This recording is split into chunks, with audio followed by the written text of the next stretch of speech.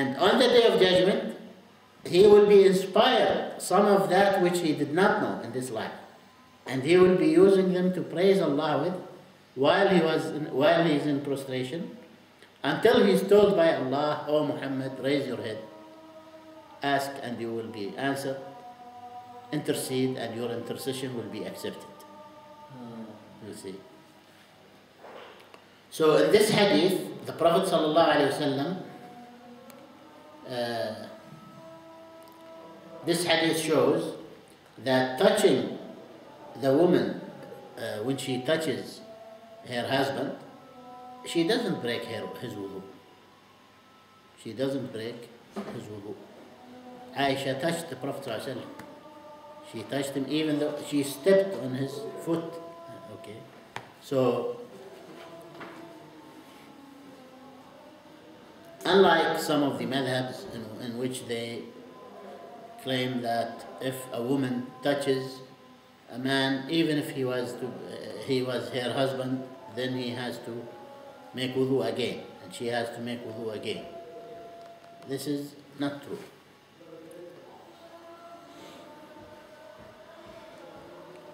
You notice here that the author is Shafi'i, and this is the Shafi'i madhab actually, that the woman breaks the wudu by touching him. And yet this scholar brings the hadith which is against his madhab. You see? You see how truly Shafi'i those people are, you see?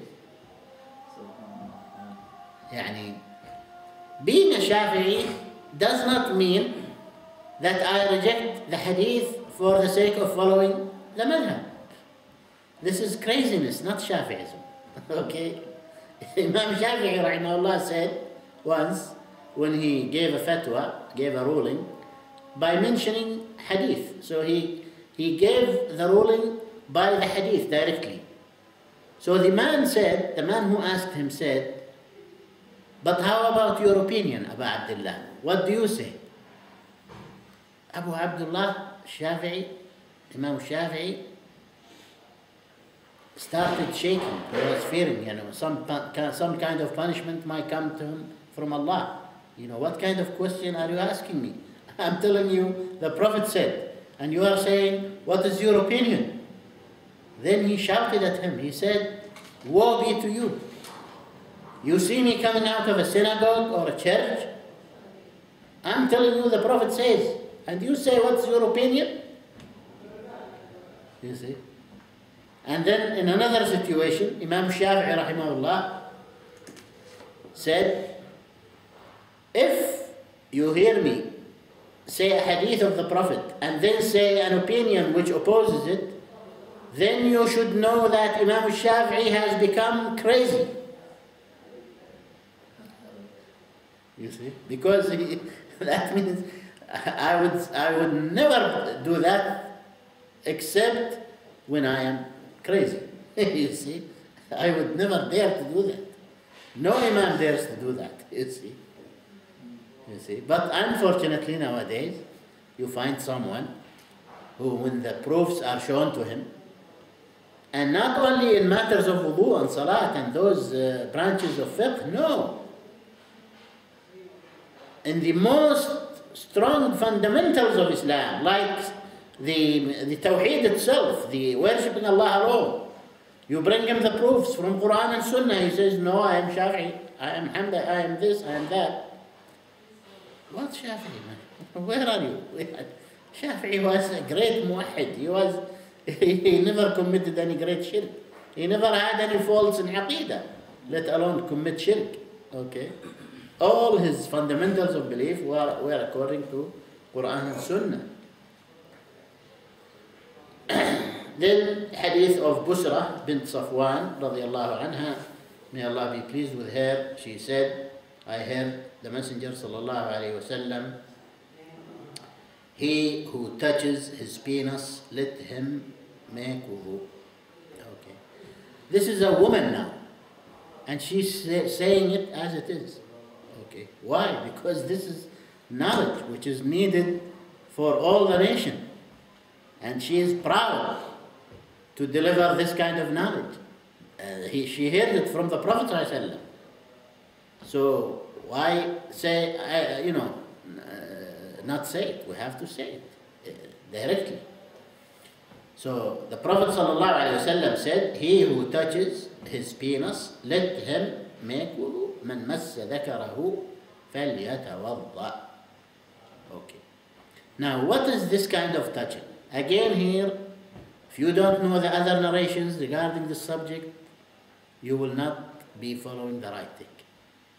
Here, the Prophet ﷺ is saying, he who touches his penis, let him make wudu. It looks general, doesn't it?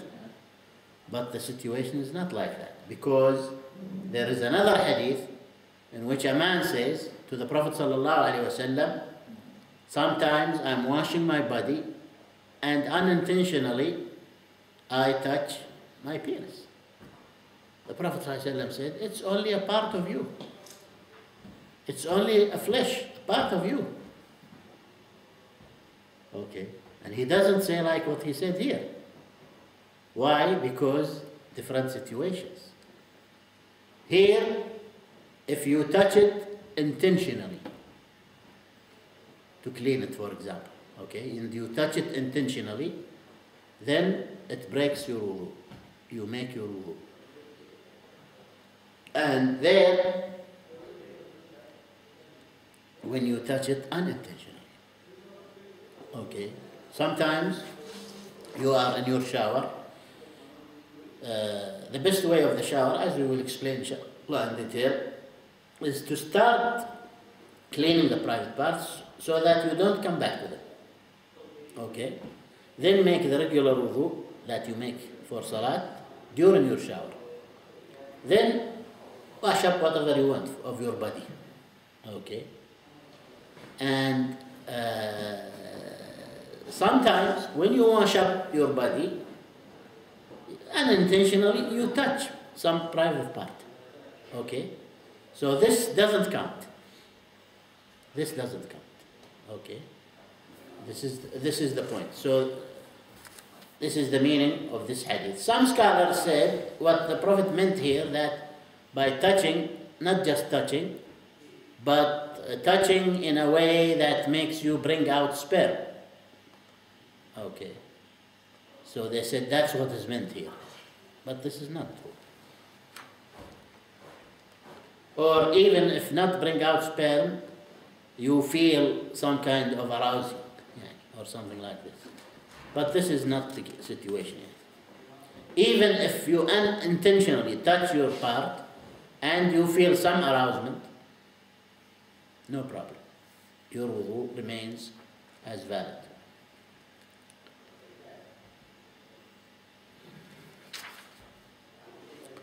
Abu Hurairah radiallahu anhu narrated that the Messenger sallallahu alayhi wasallam said,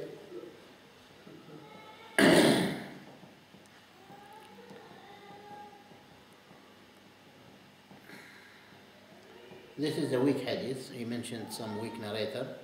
Sometimes the author deliberately brings a weak hadith to be aware of it.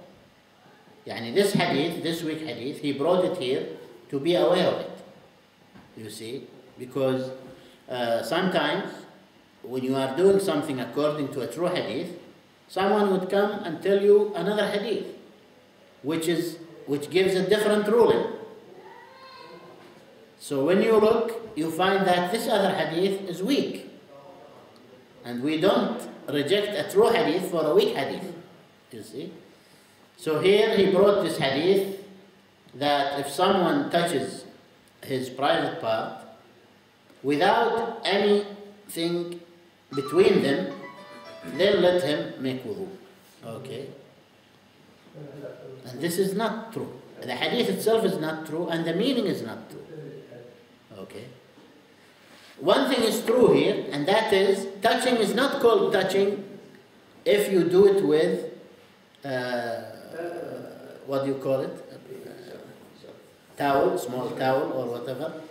Yani if you wet some towel with soap or whatever and you clean this area, you have not touched. Okay, touching is when you use your hand. You clean it with your hand. That's touching. Okay. So that's, if it is intentional, it breaks the wudu. If it is not intentional, it doesn't break the wudu. Okay? According to the hadith that we mentioned. But if you use a towel or something like a towel, then you have not touched. Okay? It's not called touching. Okay.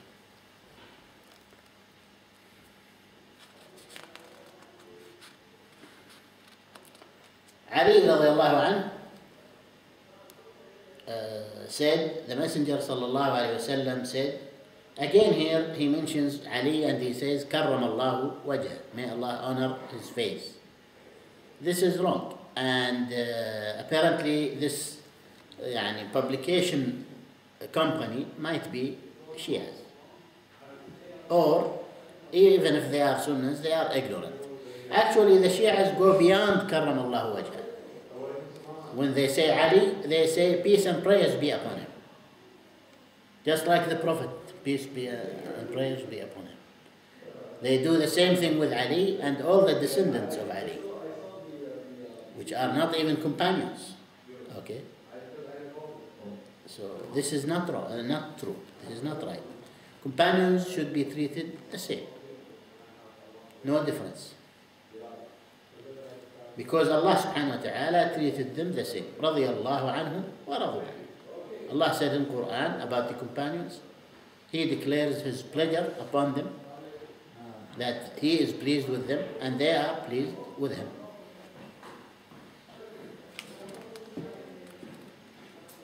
So here the hadith is مفتاح الصلاة الطهور وتحريمها التكبير وتحليلها التسليم. This is to show that washing up for the prayer and cleaning up for the prayer is one of the conditions of the prayer. One of the conditions. Just like the time is a condition, just like facing the Qibla is a condition, just like Islam is a condition. If a non-Muslim wants to pray with the Muslims,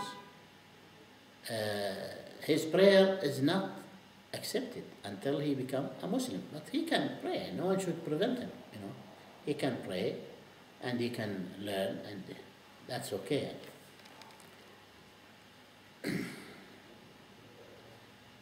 So Ali radiallahu anhu said, the Messenger sallallahu alayhi wasallam said, the key to the prayer is the ablution, on the cleanliness.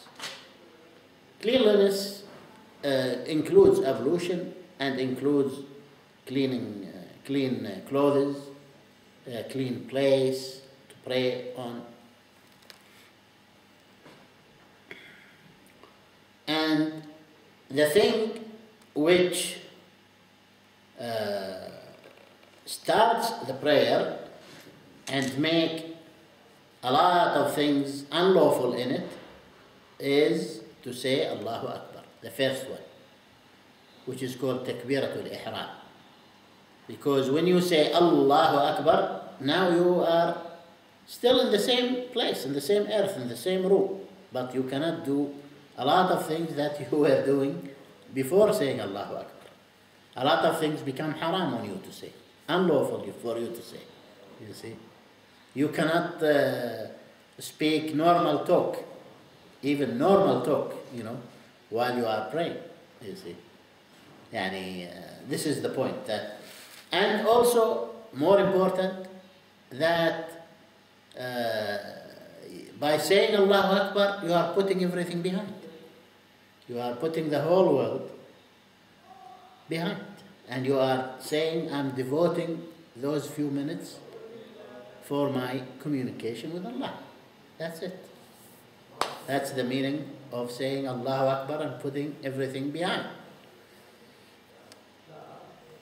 وَتَحْلِيلُهَا التَّسْلِيمُ, that means things which were unlawful for you to do during Salah will become lawful after you say Assalamu alaikum wa rahmatullah, Assalamu alaikum wa rahmatullah.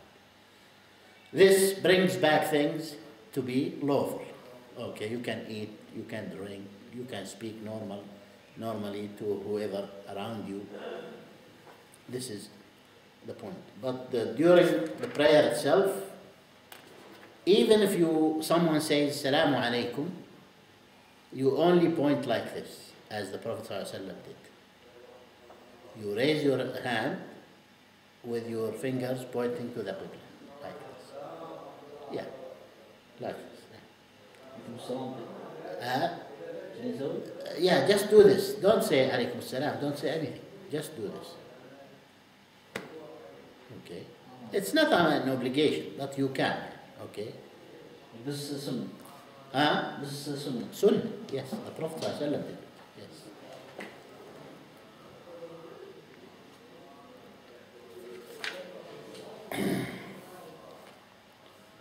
Actually, the Prophet ﷺ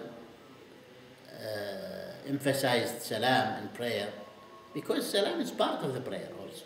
You say it during tashahud, you say Assalamu alayka ayyuha an-nabiy wa rahmatullahi wa barakatuh, Assalamu alayna wa ala ibadillah as-salihin, and you say Assalamu alaykum wa rahmatullah.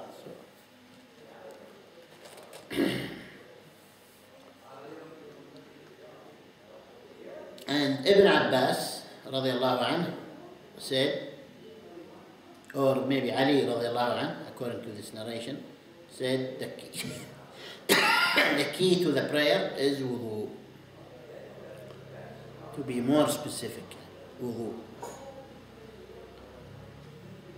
Ibn Abbas radiallahu anhu, the cousin of the Prophet sallallahu alaihi wasallam, said, the Messenger sallallahu alaihi wasallam said, going around the Kaaba, which is called Tawaf, which is one of the pillars of both Umrah and Hajj, going around the Kaaba is a prayer, except that Allah has made the common talk, the regular talk, okay in it, lawful in it. So one should not talk but good.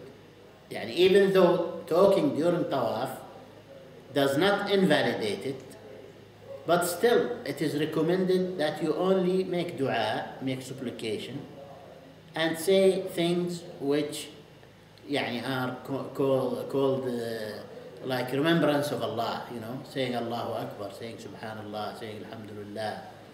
But it's okay to say something which is normal talk in the Tawaf. Now here, the Tawaf around the Kaaba, some scholars said to have wudu during the Tawaf is a condition just like prayer. Just like prayer. And some scholars said it is not a condition because it's not exactly a prayer, but it is an obligation. Obligation is less than a condition. Condition, that means if you don't have wudu, your tawaf is invalid.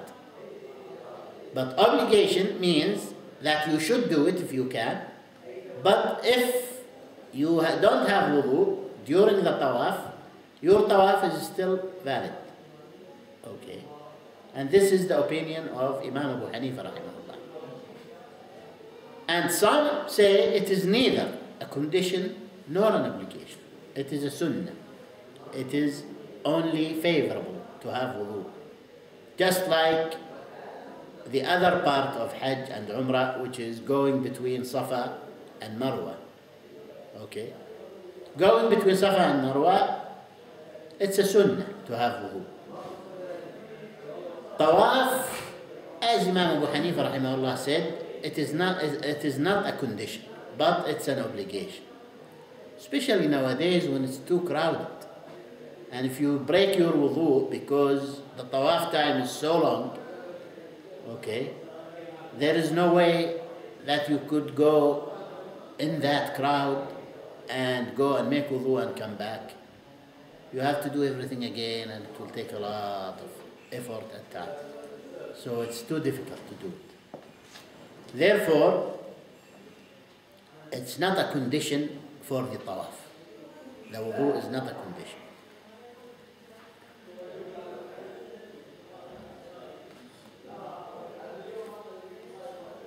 Abu Ayyub, no, not Abu Ayyub, Ibn Abi Ayyub, narrates about Sa'id ibn Jubair, who narrates about his Sheikh Abdullah ibn Abbas, the great companion, said, the Messenger sallallahu alayhi wasallam said, Tawaf is like the prayer, except that Allah has made lawful in it to talk. And the same hadith that we just mentioned. It's just an emphasis.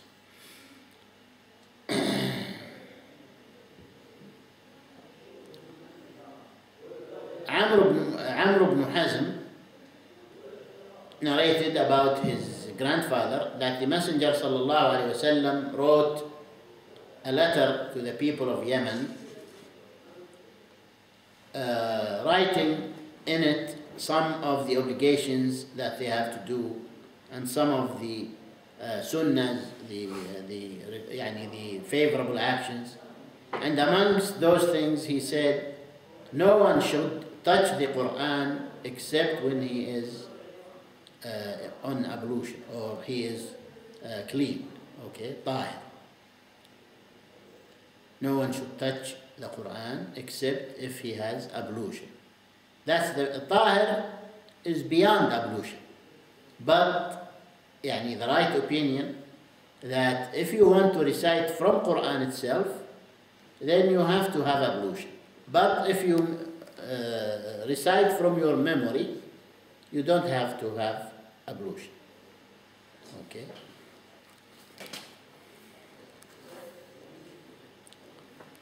The final hadith, Abu Hurairah radiallahu anhu said, the Messenger sallallahu alayhi wasallam said, if someone finds out in his stomach something, meaning some kind of wind or whatever, and he is not sure whether the wind came out or not, then let him not leave the masjid until he hears a sound or smells a smell, narrated by Muslim. So this is surety. You have to be sure. You cannot act on basis of doubts in Islam, because this will lead to a lot of difficulties. When you act on basis of doubts, Shaitan, the devil, will take advantage of it, and he will try to whisper to you a lot of doubts, So one has to be careful not to act upon the doubts. Sure, if you feel something has come, don't give it any importance until you are sure by either hearing the sound of the fart, which is known and clear, or smelling the smell. Otherwise, don't leave your prayer and continue your prayer. And if you are not in prayer and you have wudu, just keep on using the same wudu. Don't make another wudu because of this doubt. You see? Because that will please the devil. And he will use it against you. Okay? And he will come and play a lot. As the Prophet ﷺ said, one of you would be praying, Shaitan would come and blow in his part, in his asshole. So the Prophet ﷺ says, if one of you finds that or feels that, let him not leave the prayer until he hears a sound or smells the smell. Even if you felt the blow itself, you don't leave the prayer, because it's from Shaitan. Or sometimes it is from your stomach or something. But what breaks the prayer, breaks the wudu, is not that thing. It's the smell or the sound, the clear smell or the sound. If you don't hear the sound, if you don't smell the smell, you're okay. Now, any questions regarding this? I have a question about the sperm being pure. Yeah. Because this is a weird thing for me personally, because I know that there's a discussion, but I think the evidence leans toward its being najis, impure. I don't know. يعني it's not dirty, but one should try to remove it because it's smelly. You see? يعني if you leave it, it will be smelly. Okay? Yeah. Aisha radiallahu anha, the wife of the Prophet sallallahu alaihi wasallam, said, I used to scratch the traces of sperm from the clothes of the Prophet sallallahu alaihi wasallam. Okay, scratching this does not remove it totally. Okay, and she also did not say when I scratched it, I washed my hand or this or that. Okay, so it means it's not dirty actually. Okay, because no matter how you scratch it, there will still be some traces. Okay. Yeah. Otherwise, scratching would not be enough. You have to wash it. Sometimes she said, I only scratch it. Sometimes she says, I scratch it and wash it. Okay. Yeah. So how can we differentiate clearly between many sperm And many. and many, and that's the third thing, right? Yeah, they say wadi. Yeah, wadi. Yeah. Like Wadi is Allahu A'lam, but the madi and many, the many is thick, smelly, and it is like the mucus. Okay? But the other one is a liquid. It's not like a mucus. It's not that smelly. Okay? And when it comes out, the sperm comes flowing, right? Yeah. Flowing. And it has a feeling in the body, right? Yeah. But the other one is not the same. You see? So there are many ways to differentiate. The last one. The wadi is close to urine. Close in color, يعني. Allah A'lam. I don't, يعني, I don't know يعني, about those words, the wadi and madi, that much, except that the madi comes out when someone thinks sexually or something. Okay, that's all. The wadi, maybe it comes without any of that. We have the Maliki madhab. But it's dirty. Yeah. The wadi and madi are dirty, just like urine. Yeah. Treat them like urine. Wash the place, that's it. About touching your genitals and Yeah. having the effect on your evolution. We have in the Maliki madhab, if you touch with your palm, Yeah. this is the only way you can have Yeah. it. If you touch with your knuckles or something like that, because there's no feelings, you know, sexual, something like that. There's a great detail in our books about this. Yeah. So what's the ruling on this? If we touch with, you know, Wallah, the ruling is according to what we said today. Yani some scholars like Hanbali say if you touch with arousement, that counts as breaking the wudu. But actually, when you touch intentionally to wash, then that breaks your wudu.